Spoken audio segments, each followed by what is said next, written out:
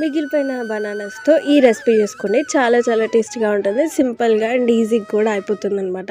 కావాల్సిన ఇంగ్రీడియంట్స్ అవి. ఇప్పుడైతే షుగర్, 2 ఇలాచీలు అండ్ ఒక 2 కప్స్ ఆఫ్ బనానాస్ అయితే వేసుకుంటున్నాము. 2 కప్స్ ఆఫ్ బనానాస్కి 1/2 కప్ షుగర్ యాడ్ చేస్తున్నాను. 2 ఇలాచీలు ఇప్పుడు పేస్ట్ వేసేసుకొని తీసేసుకోవాలి. ఇప్పుడు కొబ్బరి పొడి ఒక 1/2 కప్ వేసేసుకోవాలన్నమాట మెజర్మెంట్. ఒక 2 స్పూన్స్ బియ్యం పిండి వేసుకోవాలి అండ్ 4 to 5 స్పూన్స్ గోధుమ పిండి వేసుకొని థిక్ మిక్చర్ లాగా కలుపుకోవాలన్నమాట.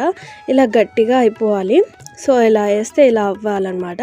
ఇప్పుడు గుత్త పొంగనాల ప్యాన్ తీసుకొని ఆయిల్ వేసుకొని ఇప్పుడు ఇందులోకి మనం చేసి పెట్టుకున్న మిక్చర్ అనేది ఇలా గుత్త పొంగనాలలాగా వేసేసుకోవాలి. అండ్ కాసేపు మూత పెట్టేసుకొని ఆ తర్వాత తిప్పేసుకుంటే ఇంకా మన స్వీట్ పొంగనాలు అయితే బనానా స్వీట్ పొంగనాలు అయితే రెడీ అయిపోతాయి. చాలా టేస్టీగా ఉంటాయి. చాలా ఈజీగా చేసుకోవచ్చు కూడా. ఈసారి మీరు ట్రై చేసి చూడండి. Thanks for watching. Don't forget to subscribe. Meet you again. Bye.